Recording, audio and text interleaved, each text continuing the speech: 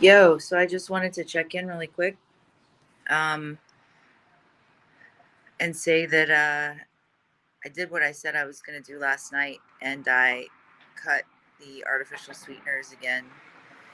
Um, Already completely different experience. So if you're still messing around with those, even the ones that supposedly don't spike your insulin, like stevia, monk fruit, erythritol, stuff like that, just cut them because I got to tell you, like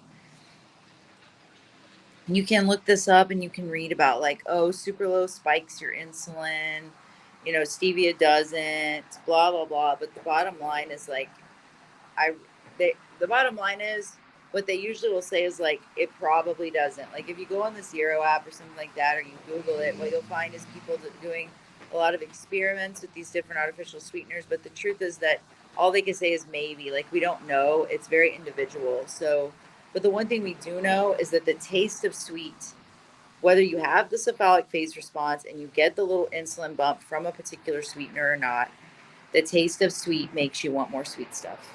It makes you hungrier.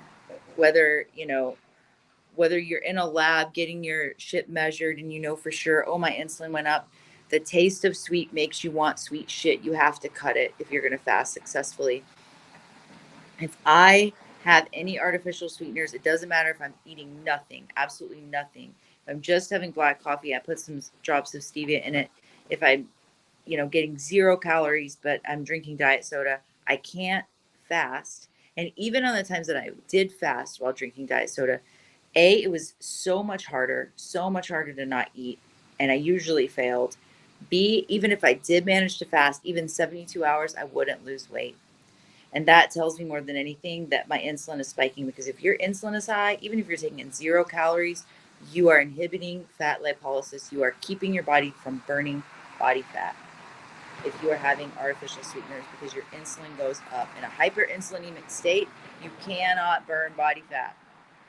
It doesn't even matter if you're taking in 0 calories. Your body is going to struggle to metabolize your own fat stores.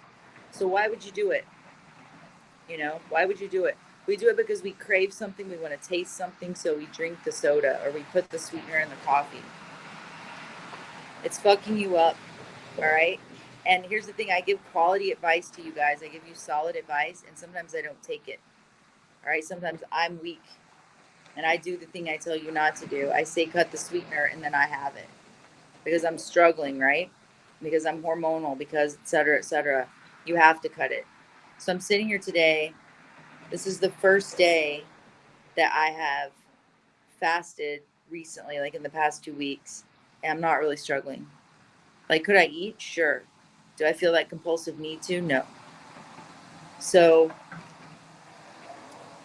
do as I say, not as I do.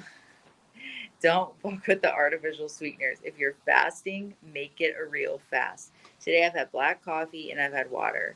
I decided not to dry fast today because I'm dehydrated. Um, so I'm going to keep hydrating for the rest of the day. I've kept busy today. That's helped me. I ran some errands and stuff. I'm going to go out back and swim with my family. Tonight, I'm probably going to go to a show. I'm just going to go by myself, probably. I'm not going to drink anything. I'm not going to eat anything. And it's so weird how much our activities revolve around like food and beverage. Like we always feel like we need to be consuming something. We need to consume, we need to buy stuff, we need to take stuff into our bodies. You don't have to. You can go out, you can listen to music, you can sit there, you can talk to people, you could people watch, you could look at your phone, you can take pictures, you can experience life without putting shit in your face or buying shit.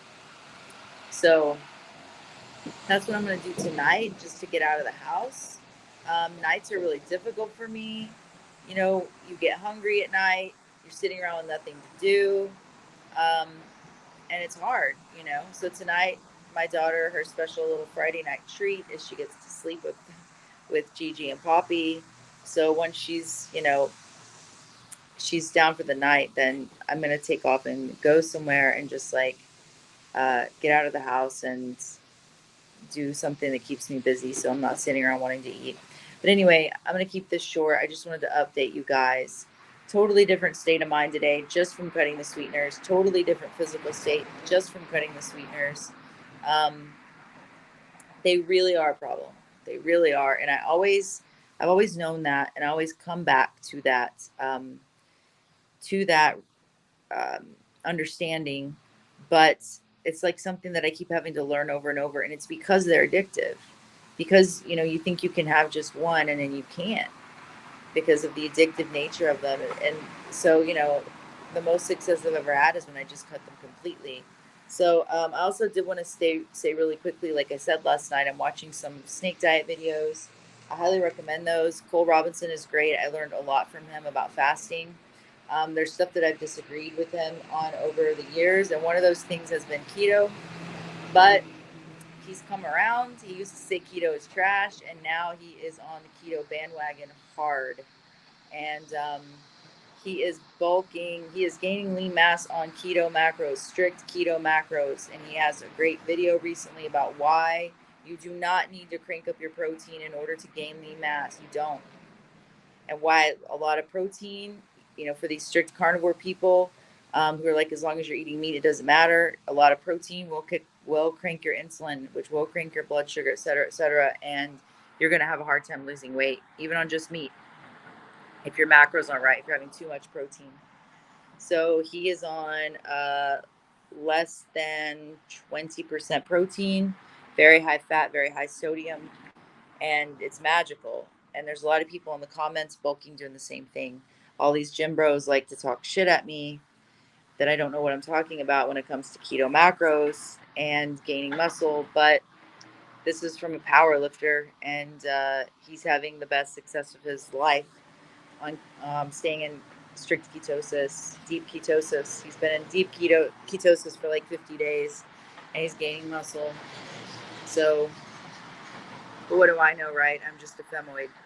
Anyway, that's all I'm going to say for now, except that I'm probably going to, after this long fast that I'm doing right now, I'm probably going to try Cole's program. I'm probably going to try some kind of a substitute for the spam because I don't like to do the pork because of the PUFAs, the polyunsaturated fats, the linoleic acid, which is obesogenic and really bad for you over the long run. So I'm probably going to try to mimic his macros, but with beef.